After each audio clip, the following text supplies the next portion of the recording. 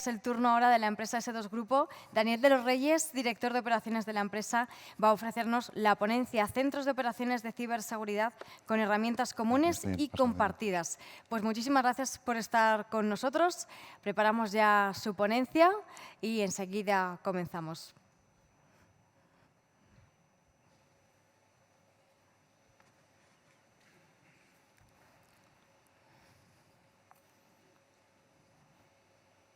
Ahora sí. Buenas tardes. Bueno, la actualización del esquema nacional de seguridad ha venido, y tampoco me voy a extender mucho en esto porque me consta que ya se ha tratado durante el día, con tres principales objetivos. Hay un objetivo inicial de alinear el esquema con el nuevo marco normativo y estratégico existente, que es verdad que ha habido muchos cambios desde el año 2010, ha salido la RGPD, tuvimos la Ley Orgánica de Protección de Datos y Garantía de Derechos Digitales, la nueva Estrategia de Ciberseguridad Nacional 2019, o la transposición de la Directiva NIS, por ejemplo. Un segundo objetivo importante, flexibilizar el cumplimiento de sus requisitos para extender su implantación en el ecosistema nacional, y ahí nos ayudan mucho los perfiles específicos de cumplimiento. Y luego un tercero, que es en el que quiero hacer un poquito más de énfasis, que tiene que ver precisamente con promover la vigilancia continua para responder de manera eficaz a vulnerabilidades y actividades anómalas en los sistemas.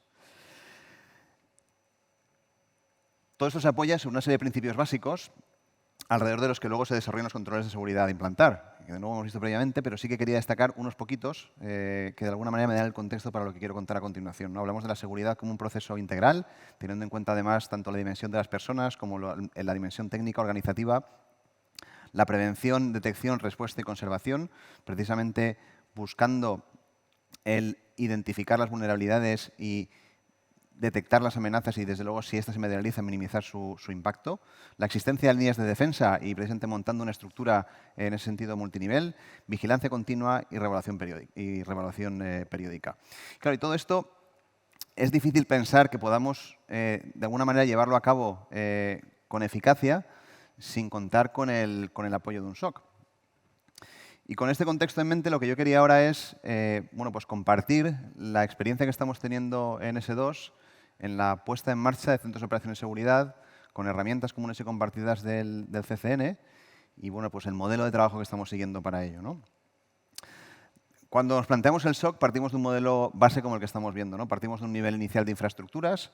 Sobre este, lo que tenemos es ese nivel en el que vamos a tener la tecnología, vamos a tener las personas y vamos a tener una serie de procesos que nos ayuden a trabajar, procesos que nos valen para construir ese catálogo de servicios que vamos a prestar desde el centro de operaciones.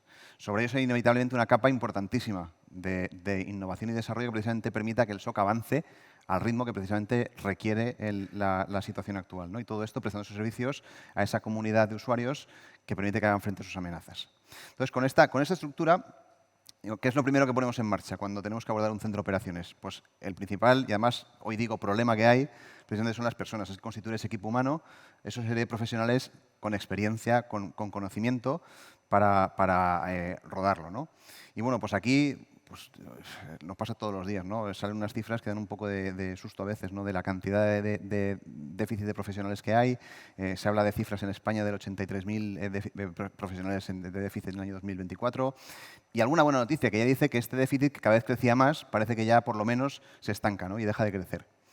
Y ante esto, dice, bueno, ¿qué hacemos? Porque la realidad es que nos hace falta que esto funcione. Y tenemos dos vías. Hay una vía que es importantísima, la automatización. Voy a hacer que todo lo que pueda se automatice, coja inteligencia, la implemente y aquello empiece un poquito más solo, ¿vale? Lo que tiene poco valor añadido. Pero sigue haciendo falta gente. Y cuando no tengo, ¿qué hago? Pues bueno, pues vamos a ver si somos capaces de producirlos, ¿vale? Y en esa línea lo que hemos hecho en S2 es montar una iniciativa que hemos llamado Enigma School. Enigma School es una iniciativa que arrancamos hace ya 8 años como una iniciativa interna precisamente para formar profesionales en el ámbito de la ciberseguridad.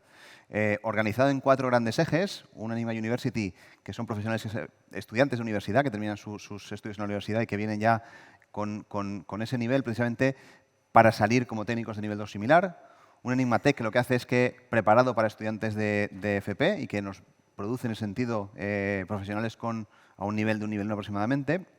Una iniciativa que se llama Enigma Senior, precisamente para introducir a profesionales de otros ámbitos de la tecnología en la ciberseguridad y por tanto salen ya con todo su bagaje previo de experiencia a un nivel ya un poquito más alto, o incluso Enigma Basics, pensado para gente que no ha estudiado, no tiene una base tecnológica, pero permite introducirlos en este ámbito, ¿no? Esto que inicialmente era una iniciativa interna, lo que estamos haciendo ahora es también tenerlo como servicio externo. Cuando montamos centro de operaciones, precisamente como ese servicio complementario para constituir ese equipo que forma parte del SOC. La otra parte tiene que ver con los procesos. Dice, ¿aquí qué hacemos? Pues hay una fase de nuestro equipo de consultoría trabajando precisamente en una fase inicial que es la adecuación al esquema, partiendo del punto en el que es el organismo, pensando precisamente en adecuar y adaptar todos estos aspectos, todos esos requisitos que van a estar cubiertos precisamente por el hecho de montar un SOC, en ese sentido darle forma, ¿no? Por otro lado, tenemos algunas directrices que está marcando la Red Nacional de SOCs a la hora de trabajar y establecer un poco cómo tenemos que trabajar. Hablamos de evaluación de los sistemas a proteger, de la definición de objetivos de vigilancia, de las métricas de superficie de exposición y luego también procedimientos operativos, ya más de la operación del SOC, teniendo siempre como referencia las guías STIC, por ejemplo 817, o las recomendaciones de MITRE en ese sentido, por ejemplo, ¿no?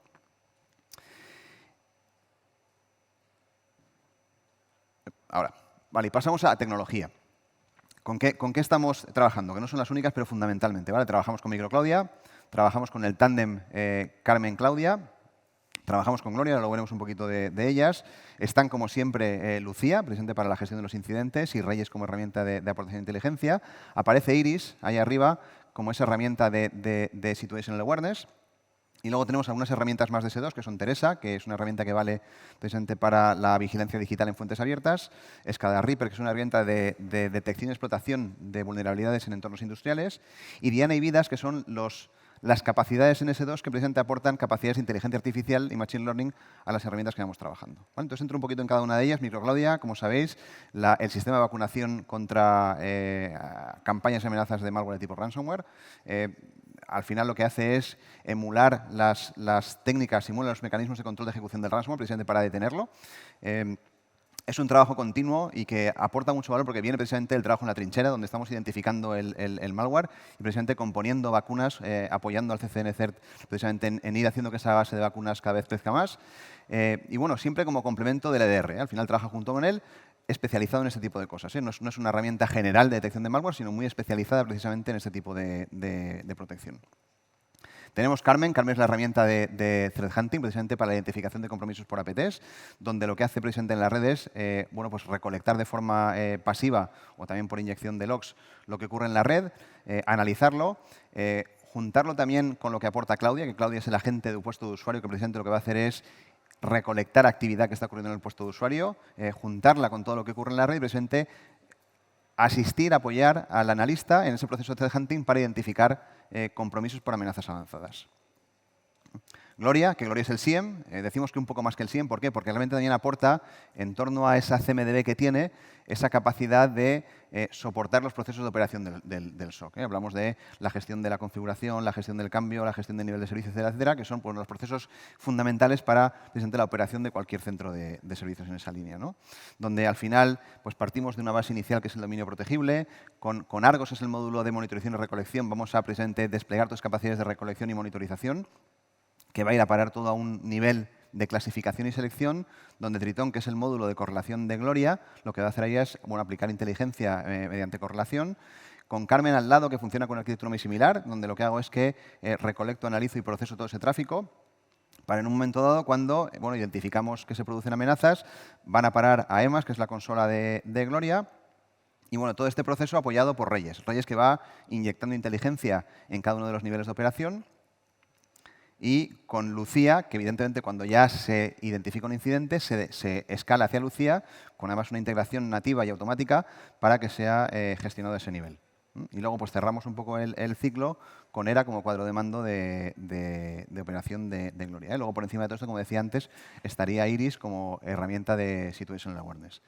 Cuando hablamos de precisamente proteger entornos industriales o infraestructuras críticas, interviene lo que llamamos la sonda ICS. La sonda ICS, Argos ICS, es una sonda especializada en los protocolos industriales. Digamos, tiene dos componentes fundamentales. Una es lo que llamamos el disector. El disector es una capacidad con una serie de disectores específicos, importante ya en volumen, de protocolos industriales. No hablamos de la monitorización de la red industrial desde un punto de vista IT, que es un poco la aproximación clásica, sino específicamente entrar en la parte industrial y en sus protocolos, buscando precisamente usos anómalos de ese tipo de comunicaciones. Y por otro lado, como Analyzer, que tiene una componente también ahí de Machine Learning, donde lo que hace es buscar anomalías en el tráfico de red, ¿no? Va estableciendo una línea base y a partir de ahí identificando anomalías en lo que va produciéndose en ese tráfico específicamente industrial. Y luego, como decía, está Iris, que Iris es el que proporciona ese análisis situacional. Aquí no cuento más, porque me consta que mañana en la sesión de mañana nos van a dar mucho detalle de cómo funciona Iris. ¿Qué pasa cuando ponemos todo esto junto? Bueno, pues Gloria, que está ahí en el centro de la operación, está Microclaudia. Microclaudia lo que hace es que inyecta las alertas de lo que va parando hacia Gloria, hacia el SIEM. A su vez también alimenta Iris como esa herramienta de análisis situacional. Tenemos Carmen, por otro lado, Carmen con sus agentes de Claudia, que a su vez también alimenta Gloria en ese sentido. Cuando el organismo tiene cierta entidad o a lo mejor cierta distribución, aparece lo que llamamos la sonda distribuida, Gloria distribuida, como esa capacidad de distribuir parte de las capacidades de recolección, análisis y correlación de Gloria, subordinada a esa Gloria que tenemos ahí en marcha. La sonda SAT, cuando está en el organismo también, independientemente de que siguen con su proceso estándar de trabajo en el SAT, también podemos coger sus alertas e inyectarlas dentro de Gloria, ¿no? Y evidentemente, como siempre en estos casos, pues vamos recolectando los logs de los EDRs, del hilo activo, firewalls, un poco todo lo que tengamos desplegado en cuanto a infraestructura de seguridad en el SOC.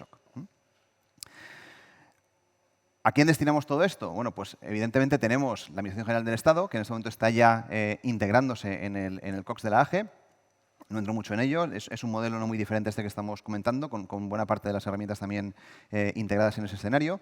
Y luego vamos a por entidades locales, comunidades autónomas o universidades, donde cada uno de ellos tiene su casuística, sus activos, digamos, particulares a proteger, ¿no? Las entidades locales, hay una dispersión muy grande, es un volumen gigantesco en ese sentido, donde además tienen problemáticas muy específicas, por ejemplo, en el ámbito de IoT, donde está, por ejemplo, toda la red de iluminación, los semáforos, etcétera. Además, la policía, que tiene su propia casuística también. Por otro, las universidades, dice, lo que tienen es mucho activo crítico a proteger en cuanto a información. Manejan patentes, resultados de investigación, datos académicos y, por tanto, con una volumetría también algo diferente, y las comunidades autónomas que a su vez pues, también tienen todo un reto, ¿no? En cuanto a precisamente esa protección de todos los organismos públicos que la componen. Y bueno, de forma transitiva aparecen también las empresas privadas. Hablamos del ámbito público, pero también precisamente por exigencias del esquema, cuando una empresa está dando servicios, pues, a su vez también tiene necesidades de este estilo, ¿no? Y bueno, con un modelo como este enseguida aparece la necesidad de decir, bueno, esto de forma centralizada es complicado de hacer. Planteate un modelo centralizado como este, yo lo que necesito ya llegar a un punto es empezar a delegar. Y delegar precisamente con ese modelo federado en el que las herramientas empiezan a tener ya esa capacidad de distribuir la responsabilidad a pesar de que tengamos un cierto nivel de visibilidad agregado en un determinado punto. Aparece Microclaudia con un modelo federado, donde puedo ir desplegando microclaudias en diferentes organismos, diferentes sectores, donde van a ir recibiendo inteligencia de ese modelo, de esa instancia central, y donde por otro lado vamos a tener visibilidad agregada de todo lo que va ocurriendo a nivel conjunto, ¿no? Aparece también para Gloria, donde estar federado precisamente lo que aporta es capacidad de actualización, inteligencia, pero luego permite esa visión agregada un poco por debajo, y el mismo modelo existe con Carmen. Y bueno, pues eso nos lleva al SOC federado.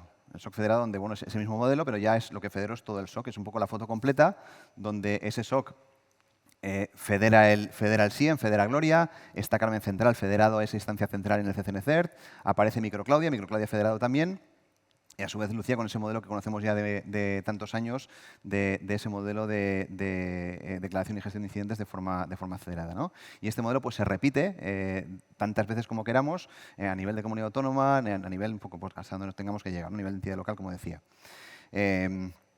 Bueno, y sobre esto, claro, cuando nos enfrentamos a empezar a desplegar, y sobre todo en entornos en los que hay una dispersión importante de tipología, véase, por ejemplo, las entidades locales, hay que empezar a de alguna manera clasificar y ver cómo hacemos para proteger a cada una de las entidades. No es lo mismo proteger un ayuntamiento de 300, 400 habitantes que un gran ayuntamiento nacional, ¿no?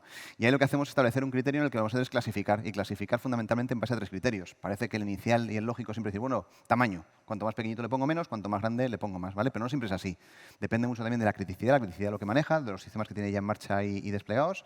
Y por otro lado también del grado de madurez, que no hay que olvidarlo. Al final, todo eso es un recorrido en el que la entidad tiene que madurar poco a poco, ¿no? O quizá no tan poco a poco, pero tiene que ir recorriendo ese camino. Y evidentemente, soltar toda la capacidad de golpe muchas veces lo que va a hacer es saturarles y que no sean capaces de hacerlo. Con lo cual, vamos estableciendo esa clasificación, incluso un roadmap que permita que vayan recorriendo el camino hasta llegar a un nivel de protección adecuado.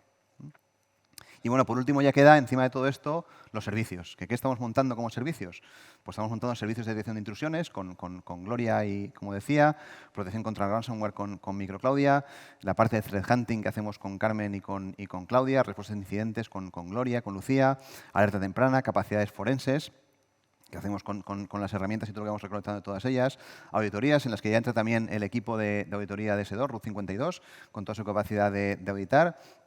La parte que hemos comentado de Situational Awareness, incluso los grupos de intervención rápida, como un apoyo muchas veces externo, que es difícil tener en el propio SOC, con esa capacidad de intervenir rápidamente en caso de incidente en un modelo 24/7. Y luego, por otro lado, tenemos pues, servicios de vigilancia digital, fuentes abiertas, hablábamos antes del modelo de apoyo con Teresa, el laboratorio de artefactos o intercambio de información, que en este caso pues, aparece también muchas veces Lab 52, que es el servicio de S2, el laboratorio de inteligencia en S2 que provee este tipo de servicios, análisis de señales, diseminación de información, como feeds, informes y demás, y análisis de entidades. ¿Vale? Y bueno, pues esto creo que estoy en tiempo. Es un poco el resumen y las ideas que quería trasladar en cuanto a lo que estamos haciendo.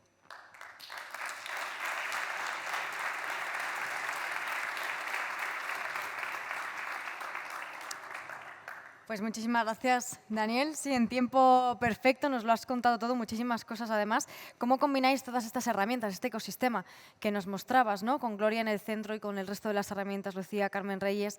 Y nos has contado también los destinatarios, entidades locales, comunidades autónomas, universidades. Cada una tiene sus problemáticas y sus casuísticas, pero ¿hay algo en común a la hora de proteger, algo que hayáis observado que pueda ser común a todas ellas? Claro, si es que realmente el modelo es el mismo. Es decir, esto que he planteado aquí, el modelo de infraestructura, de tecnología, de personas, de procesos, es similar. Lo que estamos haciendo de alguna manera es especializar muchas veces donde ponemos el foco. A veces lo que hacer es desplegar diferentes capacidades de detección, como decía, por ejemplo, en la parte de los ayuntamientos, cuando te enfrentas a entornos industriales, por la parte IoT, pues desplegamos más esa capacidad que permite entrar en los protocolos específicos. Cuando a lo mejor estás en entornos en los que la información es crítica, pues interesa poner más énfasis en esa parte de ahí, ¿vale? Pero hablamos de un entorno que realmente es similar, con una pequeña especialización prácticamente en el modelo de ponerlo en marcha.